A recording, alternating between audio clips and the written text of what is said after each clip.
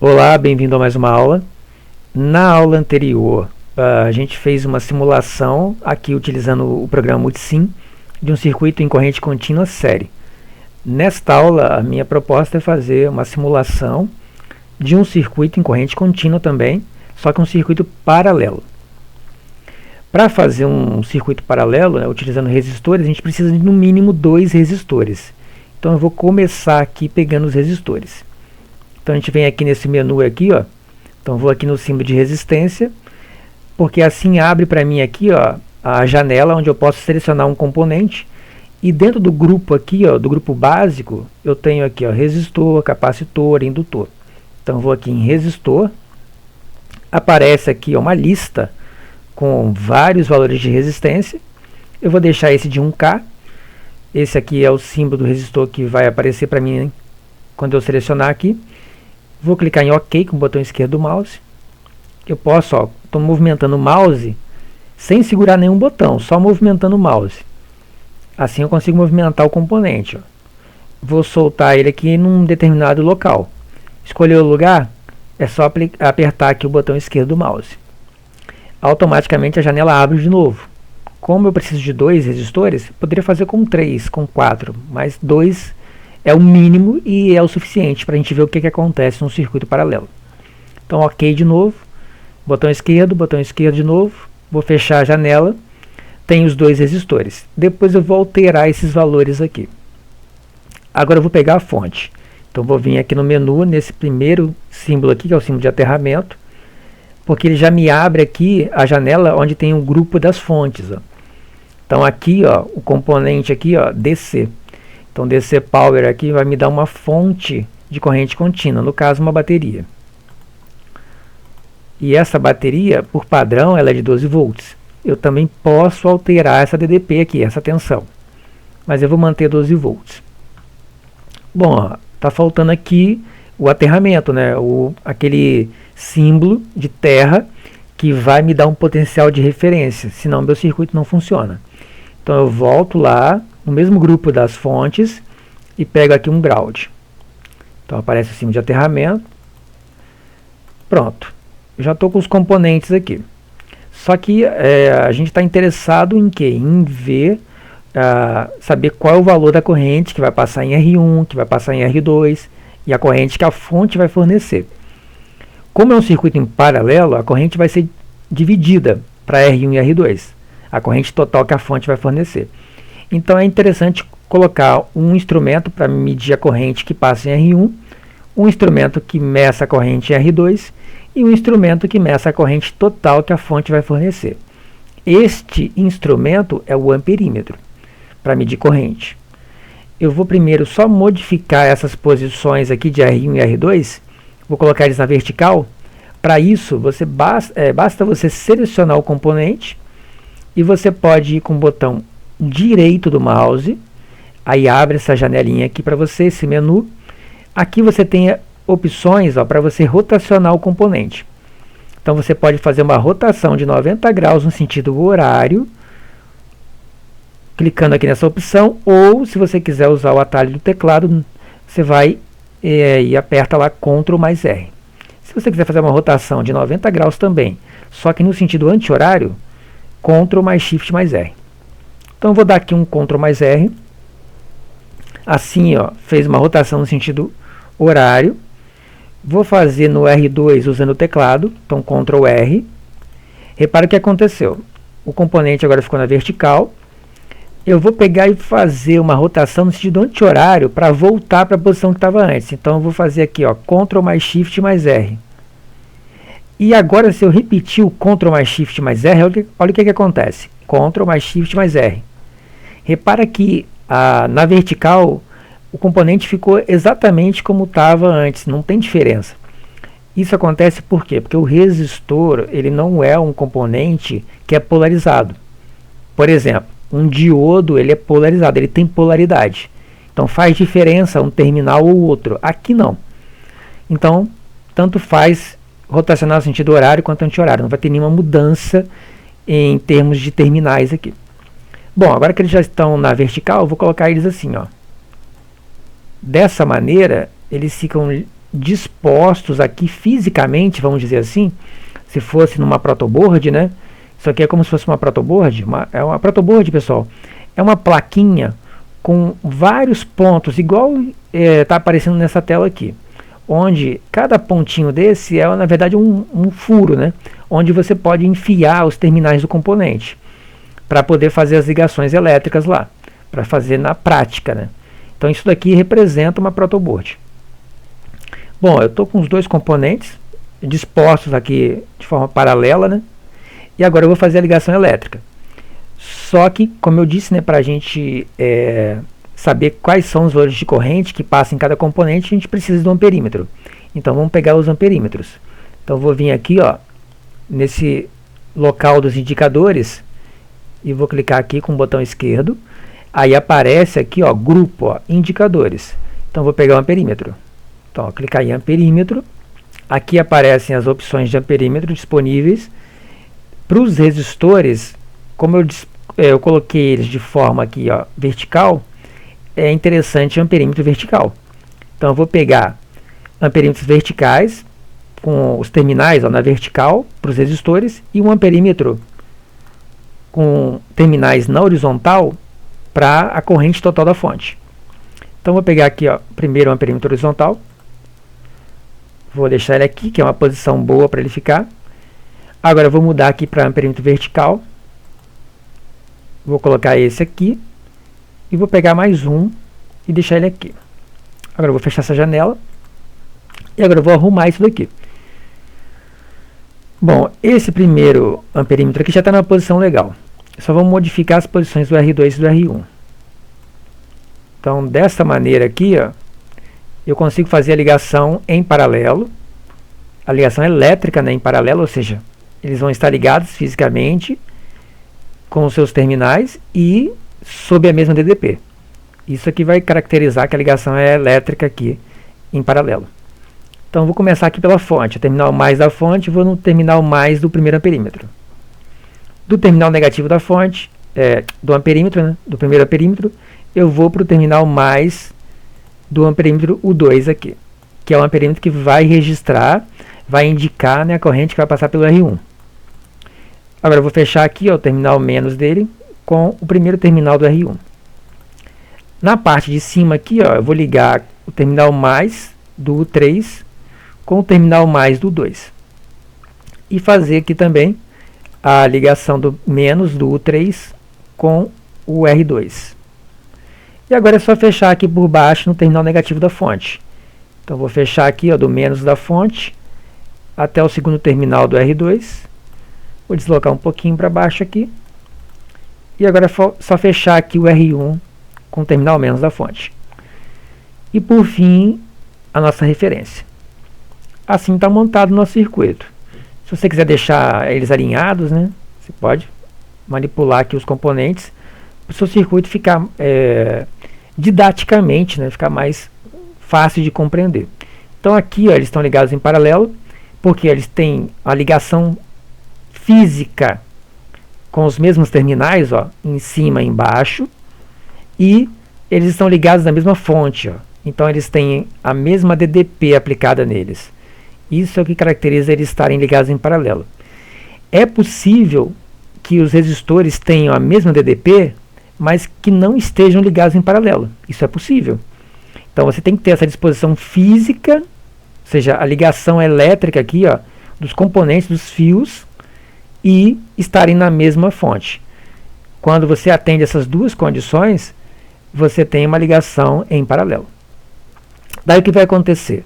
Quando a gente ligar esse circuito, a corrente principal aqui, fornecida pela fonte, ela vai passar pelo 1. Então o 1 vai indicar para a gente qual é a corrente total do circuito. Quando essa corrente chegar nesse ponto aqui, ó, repara que nesse ponto a gente tem um encontro de 3 condutores, né? Quando a gente tem um encontro de 3 ou mais condutores, a gente chama isso de nó no circuito elétrico. Então isso aqui é um nó. Da mesma forma, tem um outro nó aqui embaixo, ó. Então sempre que a corrente elétrica chega num nó, ela se divide. Por quê? Porque existem mais do que um caminho, né? Então aqui nesse caso, quando a corrente total chegar aqui nesse nó, o nó superior do nosso circuito, Uma parte dela vai passar pelo R1 e a outra parte vai passar pelo R2. A parte que passa pelo R1 passa pelo U2, pelo amperímetro U2. Então ele indica para a gente a corrente que passa pelo R1. A mesma coisa aqui, né? A que passa pelo R2, ela vai passar pelo U3. Por isso tem que estar ligado em série, porque assim a corrente que passa no componente é a mesma que passa no instrumento. E aí você consegue saber qual é essa corrente. Depois que a corrente passa pelo U2, que passa pelo R1, que passa pelo U3 e passa pelo R2, essas correntes elas se encontram nesse nó aqui, ó, o nó inferior. Elas vão se somar novamente e retornar para a fonte. E isso continua acontecendo, esse fluxo de elétrons aqui. Saindo aqui da fonte, se distribuindo, passando uma parte para R1, outra parte pelo R2, depois eles se somam e passam novamente pela fonte. E isso continua enquanto o circuito estiver funcionando aqui. Repare que os valores de R1 e R2 eles estão aqui de 1K. Eu não mudei isso. Eu vou simular com esses valores iguais, porque a gente vai ver que essas correntes vão ser iguais. Porque eles estão ligados em paralelo. Como tem a mesma resistência, então, se você aplicar a lei de Ohm, você vai ter a DDP aqui, ó, que é 12 volts, dividido pela resistência, que é R1, no caso aqui, 1K. 12 por 1K, isso vai me dar a corrente que passa por R1. Só que, como eu tenho R2 igual a 1K também, e a DDP também é de 12 volts, se eu aplicar a lei de Ohm aqui, ó, 12 volts dividido por 1 kΩ, vai me dar a mesma corrente. Então, vão ser correntes iguais. Por quê? Porque eles estão ligados em paralelo e têm a mesma resistência. Mas depois eu vou mudar essas resistências e a gente vai ver que essas correntes vão mudar também. Então, vamos simular aqui, ó. Só clicar aqui na setinha verde aqui ou usar o teclado, né? F5. Vou usar o teclado. Pronto, ficou vermelho aqui, ó, esse quadradinho. Então a simulação está rodando. Repare que tem uma corrente 0,024 amperes, é a corrente total do circuito. Está passando pelo U1. Se você preferir, né, você pode multiplicar isso aqui por 1000. Então você teria 1, 2, 3, ó, 24. Ou seja, 24 miliamperes. Isso daí é um truquezinho para você converter essas correntes baixas para miliamperes. Né? Multiplica por 1000. E automaticamente coloca lá mili na frente, né? Para preservar o número, né? Então você tem aqui, ó, 24 miliamperes, é a corrente principal do circuito, a corrente total. Esses 24 miliamperes, eles chegam nesse nó, eles vão se dividir. Ó, 0,012 amperes, ou 1, 2, 3, 12 miliamperes. Então 12 miliamperes para R1, 12 miliamperes em R2. Correntes iguais, porque estão em paralelo e as resistências são iguais. Ok? Agora eu vou parar a simulação e eu vou mudar o valor de R1 e o de R2. Então vou colocar o R1, por exemplo, com 3 ohms. Vou usar valores pequenos de resistência para facilitar nossos cálculos aqui. E o R2 eu vou colocar aqui 6 ohms. Agora a corrente ela vai estar na ordem de amperes. Por quê? Porque essas resistências são de ohms e a tensão é de volts. Volt por ohms, isso vai dar correntes na ordem de amperes. No caso aqui, o R1 vai ser o quê? 12 volts é a DDP, dividido pela resistência, o R1, que é 3 ohms. Então, 12 por 3, 4. Então, é esperado que a gente tenha uma corrente aqui de 4 amperes. Enquanto que em R2, nós teremos uma corrente de 12 volts dividido por 6 ohms. 12 por 6, 2. Então, 2 amperes. Então, repare que a corrente aqui será de 4 amperes, em R2 2 amperes, consequentemente a corrente total, que é a soma dessas correntes, será 4 mais 2, que dá 6 amperes. Então vamos rodar de novo. Está aí. Corrente total 6 amperes, a corrente que passa em R1 4 amperes e a corrente que passa em R2 2 amperes. Repare que a corrente que passa em R1 é o dobro da que passa em R2. Você já poderia prever isso antes. Por quê? Porque o valor de R2 é o dobro de R1. Como a corrente ela vai com o inverso da resistência, se essa resistência aqui é maior, significa que a corrente que vai passar por aqui vai ser menor. Uma vez que as DDPs são as mesmas, né? Só é válido se as DDPs forem iguais, que é o caso do circuito paralelo. Como as DDPs são as mesmas, eu só olho para as resistências, né? Como essa resistência aqui é o dobro do R1, o R2 é o dobro de R1, consequentemente a corrente que vai passar em R2 vai ser a metade da corrente que passa em R1. E é isso que está acontecendo aqui, ó. Se você preferir, você pode vir aqui, ó, e aplicar a lei de Ohm. Você tem lá, ó, I1, DDP, 12 volts, resistência, 3 ohms, 12 por 3, 4 amperes.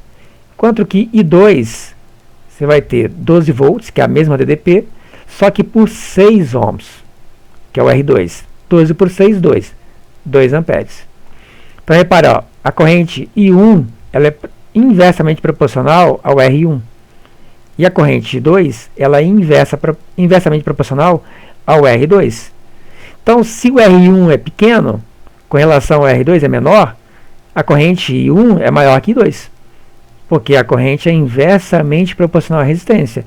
Lei de Ohm. Voltando para a nossa simulação. Então a gente tem aí 6 amperes, corrente total, 4 amperes, corrente R1, 2 amperes, corrente R2. E com relação a DDP, eu automaticamente já coloquei que valem 12 volts para R1 e R2. Mas se você tiver com dúvida disso, você pode vir aqui e colocar um voltímetro em paralelo com o R1 e automaticamente em paralelo com o R2, para você verificar que de fato a DDP é a mesma e vale 12 volts. Então vamos pegar um indicador aqui, vamos pegar um voltímetro. Então a gente tem aqui, ó, grupo de indicadores, só que eu vou mudar para voltímetro. Vou pegar um voltímetro vertical e vou colocar ele aqui, ó, entre o R1 e o R2. Então vou ligar eles aqui, ó, terminal mais em cima, terminal menos embaixo. Pronto. Vou simular novamente. E tá aí, ó, 12 volts. Então a DDP, ó, sobre R1 vale 12 volts. E a DDP sobre R2 também vale 12 volts, que é igual a DDP da fonte. Você poderia até questionar, mas e esse instrumento aqui, ele não tem uma queda de tensão nele? Sim, tem. Só que essa queda de tensão aqui, pessoal, ela é desprezível. Porque olha quanto vale a resistência interna desse amperímetro. 1 vezes 10 a menos 9 ohm. Ou seja, 10 a menos 9 ohms, 1 nano ohm.